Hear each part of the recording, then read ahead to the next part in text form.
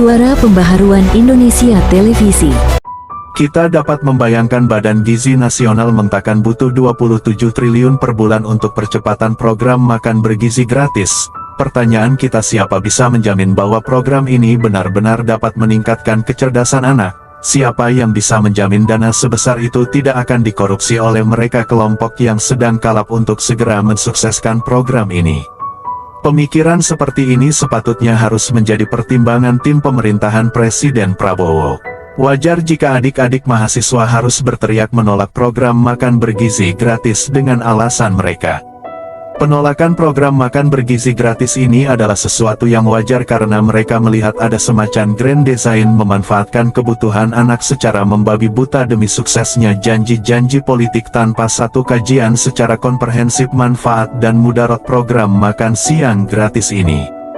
Faktanya dari berbagai sumber literasi baik jurnal dan berbagai buku kita tidak pernah menemukan data empiris bahwa makanan bergizi satu-satunya cara untuk meningkatkan kecerdasan anak. Dan jika saja benar makanan bergizi dapat meningkatkan kecerdasan anak, mengapa anak-anak orang kaya di Indonesia yang selalu dijamin dengan makanan bergizi tetapi tidak juga memiliki cerdas tinggi atau biasa-biasa saja? Yang jelas hasil riset peneliti Robert Plomin yang dimuat dalam jurnal Psikiatri Molekular, dijelaskan bahwa faktor utama kecerdasan seseorang adalah lingkungan di mana anak itu berada. Dalam faktor lingkungan ini ada beberapa indikator pendukung kecerdasan anak, diantaranya interaksi sosial atau hubungan dalam keluarga. Jika seorang anak berada dalam lingkungan keluarga yang baik didukung oleh sarana memadai serta pemenuhan gizi cukup, sangat dimungkin kecerdasan anak akan stabil. Itu pun faktor-faktor ini hanya 40%. Artinya kendatipun pemenuhan gizi anak terpenuhi, tetapi jika anak berada di tengah-tengah keluarga berantakan, sangat dipastikan tidak menjamin kecerdasan anak itu akan meningkat. Kecerdasan seorang anak secara ilmiah harus diakui 50% berasal dari faktor genetik atau keturunan dari orang tua. Artinya jika memang orang tua si anak memiliki kecerdasan di atas rata-rata, maka sangat dipastikan gen orang tua itu akan diwariskan kepada anak dan presentasinya cukup dominan 50%. Kembali kita ingatkan, makan bergizi tidak menjamin kecerdasan anak akan meningkat. Dan yang berikut, kecerdasan anak bisa meningkat karena pengaruh lingkungan hidup.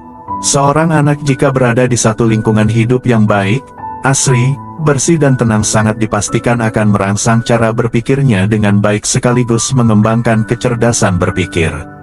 Presentasi faktor lingkungan hidup untuk menumbuhkan kecerdasan anak 20%. Dengan hasil riset ini, lalu mengapa pemerintah kita harus ngotot untuk segera menyiapkan uang ratusan triliun rupiah untuk program makan bergizi gratis? Ini maksudnya apa ya? Kita pun telah mendengarkan pesan Menteri Keuangan RI bahwa program makan bergizi akan membuka jutaan lapangan kerja dan menumbuh perekonomian masyarakat.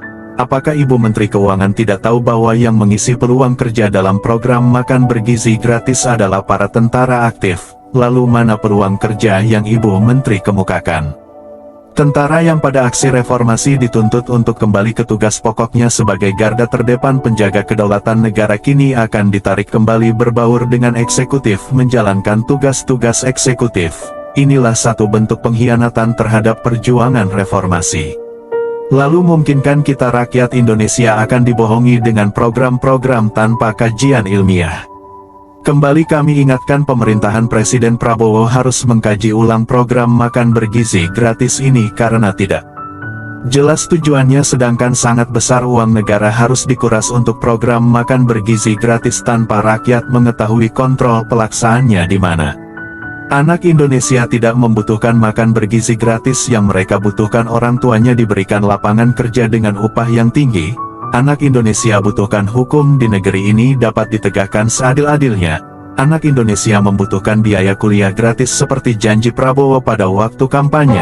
Yang anak Indonesia butuhkan koruptor di negeri ini harus dihukum mati biar uang negara dapat dipergunakan sebesar-besarnya untuk kemakmuran rakyat. Ingat, makan bergizi bukan jaminan seorang anak bisa cerdas.